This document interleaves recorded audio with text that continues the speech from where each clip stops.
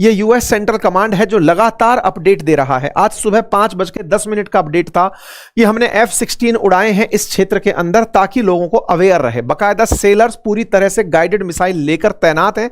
अगर वो line cross करेंगे तो उन्हें हटना पड़ेगा।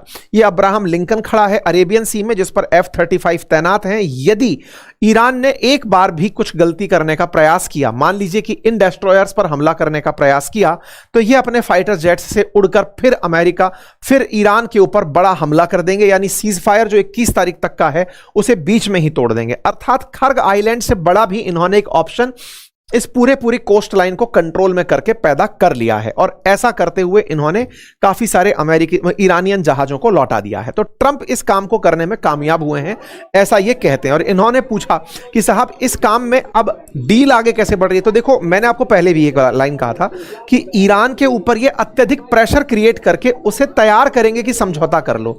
समझौता कराएगा कौन? तो इस काम को कराने के लिए पाकिस्तान बड़ी भूमिका निभा रहा है। इसी कारण से ट्रंप ने कहा कि the field marshal has been great, the prime minister has been really great in Pakistan, so I might go. मैं पाकिस्तान जा सकता हूं। इन्होंने जा सकने की संभावना पाकिस्तान की व्यक्त कर दी। यह भी आज सुबह की बात है। तब जब ट्रंप ने यह बात कही तो इसके मायने क्या हैं कि ये इस्लामाबाद जाने को लेकर के क्यों सोच रहे हैं। अब उसकी कहानी सुनो। कहानी यह है कि आपको मालूम है कि ट्रंप से जाकर के ये दोनों लोग मिले थे, आसिम मुनीर और शहबाज शरीफ। आसिम मुनीर और शहबाज शरीफ तब से ट्रंप के चहेते हैं जब से ऑपरेशन सिंदूर में इन दोनों ने यह स्वीकार कर लिया था कि आप ही की वजह से हमारी शांति हुई है। तो ट्रंप इनको इस बात का क्रेडिट देते घूमते हैं कि आपने खुद त्राहिमाम पुकारते हुए मुझ तक यात्रा की थी, लेकिन उसके बाद भी आज जब मैं ये दुनिया के सामने बोलता हूं कि मैंने समझौता कराया था तो तुम लोग स्वीकारते हो। बस बने रहो, मैं तुम्हारी केयर करता रहूंगा। ये बात मैंने पहले भी कई बार आपसे कही थी कि अमेरिका ने पाकिस्तान और भारत में पाकिस्तान को क्यों चुना। उसके पीछे हमने बहुत बार ये बात डिकोड की थी। आज वो बहुत हद तक प्रूव भी होती है। कारण उसका साफ था कि पाकिस्तान को अमेरिका ईरान के लिए चाहता था, क्योंकि ईरान पर अगर उसे हमला करना है तो उसे पाकिस्तान से बेहतर विकल्प नहीं मिल सकता था। जिस तरह अफगानिस्तान के लिए पाकिस्तान ने भूमिका निभाई थी, ऐसे ही ईरान के लिए अगर कल को अमेरिका को ईरान में अगर जमीनी हमला करना है तो उसके लिए फिर से पाकिस्तान बिक सकता है। तो पाकिस्तान का उपयोग बेहतर तरीके से हो सकता है, ये ट्रंप जानते थे, और इसी कारण से वो लगातार इनको संभलते हुए लेकर आ रहे थे। इसका आपने असर भी देखा जब इस्लामाबाद के अंदर शांति वार्ता आयोजित हुई। पाकिस्तान के तमाम प्रयास ईरानियंस को बुलाने को लेकर या अमेरिकी उपराष्ट्रपति को ले जाने को लेकर ये इस्लामाबाद के अंदर टॉक्स हुई। हालांकि वो टॉक्स बेनतीजा रही, लेकिन उनसे एक बात निकलकर जरूर आई कि अगर ईरान यूरेनियम एनरिचमेंट छोड़ दे तो यहां पर शांति हो सकती है।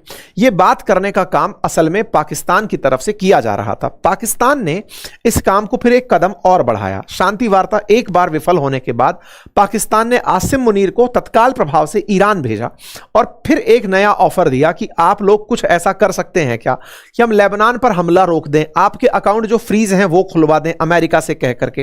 ये बिल्कुल वैसे वाली बात है। अक्सर पुलिसिंग में जब हम होते हैं तो हमें ये देखने को मिलता है कि अगर कोई बहुत टाइट एसपी है तो उस एसपी के कुछ मतलब ऐसे लाइजनर मार्केट में टहल रहे होते हैं जो एसपी साहब से तो कहते हैं कि साहब आपने हमको चाय पिला के बहुत बढ़िया किया, लेकिन जो अपराधी हैं या फिर जिनको पुलिस का डर है उनके बीच जाकर वो रौला गांठते हैं कि सुनो हम साहब से बात करा देंगे आपकी, इतने में काम बन जाएगा। तो ये वो फिर से दलाली का काम पाकिस्तान बढ़िया तरीके से करने के लिए घूम रहा है, और यहां पर बढ़िया दलाली का वो रोल प्ले कर रहा है। और अच्छा प्ले करते हुए वो ईरान के पास पहुंचता है कि सुनो हमारे पास अमेरिकी राष्ट्रपति का एक्सेस है, अगर आप कहें तो आपकी बातचीत करा दें। तो यहां पर आसिम मुनीर ईरान पहुंचते हैं और इसी साथ में पाकिस्तान के शहबाज शरीफ निकल करके पहुंचते हैं सऊदी अरब। तो ईरान में इनकी यात्रा होती है आसिम मुनीर की, जिनको ट्रंप बहुत इज्जत दे रहे हैं। ये यहां पर गालिबाफ से मुलाकात करते हैं, यहां के पजेश्कियन राष्ट्रपति से मुलाकात करते हैं, और आसिम मुनीर इन्हें बताते हैं कि अमेरिकी संदेश क्या है। तो अमेरिकी संदेश क्या है कि तुम्हें कहां लूटा जाएगा, यह बात पूरी तरह से यहां पर पहुंचाई जाती है। ठीक इसी क्रोनोलॉजी को फॉलो करते हुए इधर से शहबाज शरीफ निकलते हैं, किंगडम ऑफ सऊदी अरेबिया जाते हैं, वहां जाकर उनसे बातचीत करते हैं कि सुनिए आप लोग भी बता दीजिए कि आपको क्या चाहिए, कि ईरान को कितने में सेटल करना है। और सुनो, आप लोगों के लिए मैं काम कर रहा हूं, इसकी कुछ तो बख्शीश देंगे। तो इन्होंने कहा ठीक है, आपकी मदद करेंगे।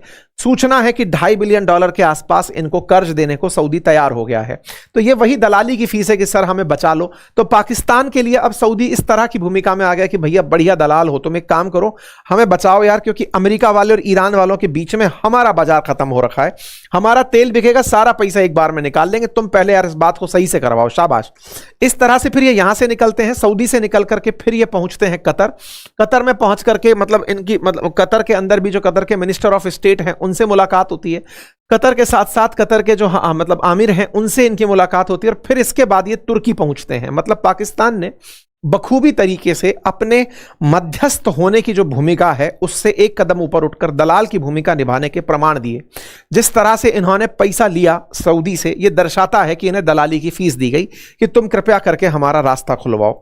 ऐसे में ये दोनों तरफ से जो अमीर देश हैं उनकी यात्रा पर जाते हैं। साहब बचा सकते हैं हम, देखिए हम बातचीत में लगे हैं, ईरान को समझाने लगे हुए हैं। उसके बाद ये टर्की पहुंचते हैं और टर्की से जाकर के बातचीत करते हैं कि चलो भाई उधर की तरफ लेबनान को तुम हवा दे रहे हो, लगे रहो, हम बातचीत में लगे। तो कुल मिलाकर के पाकिस्तान ने बढ़िया यात्राएं की हैं और ये पूरी अमेरिकी इशारों पर हैं।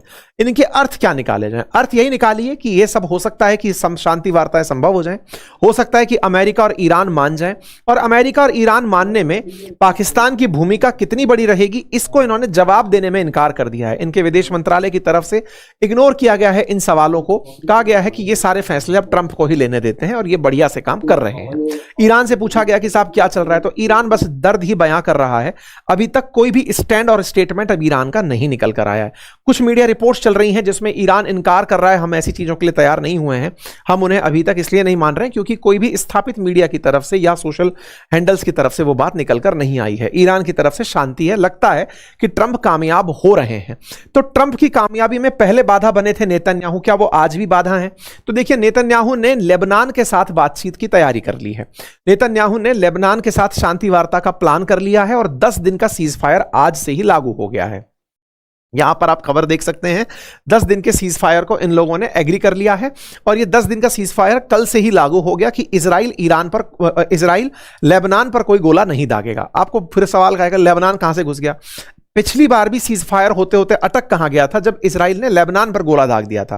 तो ट्रंप ने इस बार समझदारी से इन दोनों को शांत कराया है कि रुको इजराइल वालों, तुम लेबनान पर हमला नहीं करोगे, अदरवाइज ईरान फिर आते आते तैयार नहीं होगा। तो ट्रंप ने बाकायदा प्रेसिडेंट ऑफ लेबनान जिनका नाम जोसेफ आउन है उन्हें और बीबी नेतन्याहू जो प्राइम मिनिस्टर ऑफ इजराइल हैं, इन दोनों को मुलाकात के लिए बुलाया है कि आओ भैया व्हाइट हाउस में बैठते हैं और 1983 से लेकर अब तक आप लोग बैठे नहीं हो, आओ बैठते हैं, बातचीत करते हैं, दोनों के बीच बातें कराते हैं। लोगों ने पूछा कि सर वो तो खुद ही कर रहे थे, तो आपने नया क्या कर दिया? तो इन्होंने कहा मैं नया हूं, मैं दोनों के बीच में वार्ता करा रहा हूं। बोले एम्बेसडर स्तर की तो पहले ही चल रही थी। बोले नहीं, अब मैं करा रहा हूं ना, तो बस मैं करा रहा हूं। तो ट्रंप इस बार में फिर से नासिस्ट हुए, उनको फिर से लगा कि अहम ब्रह्मास्मि। खैर कुल मिलाकर के सब कुछ सही से रहा तो पाकिस्तान की मध्यस्थता एज एन दलाली काम आ जाएगी। दुनिया के लिए स्ट्रेट ऑफ हॉर्मुज खुलेगा, पाकिस्तान की मिडिल ईस्ट की वजह से वैल्यू बाजार के अंदर बढ़ेगी। ये फिलहाल दिख रहा है, अब कितना ये एग्जीक्यूट होता है ये देखने पर पता चलेगा। लेकिन ये तय है कि शांति वार्ता अभी अपने एक्सट्रीम पर है, अच्छे प्रयासों के साथ आगे बढ़ रही है। आपको क्या लगता है कि वार्ता वास्तविकता में कामयाब होगी? क्या ईरान तैयार होगा? क्या ईरान अपने वेपन हैंडओवर करेगा और लेबनान की जनता वापस इस सीजफायर की खुशी में घर लौटती हुई दिखाई दी है? तो लगता है कि कुछ सकारात्मक संदेश मिल जाए। ये था साथियों फिलहाल के लिए अपडेट। उम्मीद है आपको ये जानकारी पसंद आई हो। कि जिस चैनल पर फिलहाल आप खबरें सुन रहे हैं, पढ़ रहे हैं, आपसे गुजारिश है कि इसे सब्सक्राइब करना ना भूलें, क्योंकि आप में से बहुत सारे साथियों ने इस चैनल को सब्सक्राइब नहीं किया हुआ है। आप सब्सक्राइब करते हैं तो हमारे साथ आपका जुड़ाव हमारे लिए एक ताकत के रूप में दिखाई पड़ता है।